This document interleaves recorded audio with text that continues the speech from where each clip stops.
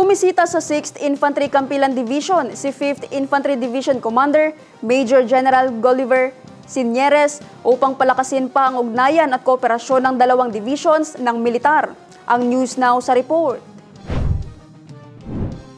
Mainit na tinanggap ng 6th Infantry Campilan Division si 5th Infantry Division Commander Major General Gulliver Sienieres na bumisita sa Camp Sionco, Datao Dinsinso at Maguindanao del Norte kahapon, November 20. Sinalubong ito ni 6th ID Commander Major General Jose Vladimir Cagara at mga opisyal ng 6th ID ang general na ginawaran ng military honors.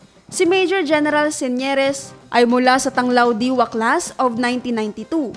Ilang key positions na rin ang nahawakan nito, kabilang ng pagiging commanding officer noon ng 50th Infantry Battalion, Chief of Staff of the Training Command ng Philippine Army, at commander ng 702nd Infantry Brigade.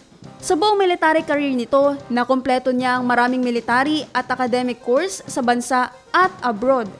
Nagtapos ito ng Masters of Strategic Affairs sa Australian National University at Master of Military Arts and Sciences degree mula sa United States of Army Command and General Staff College.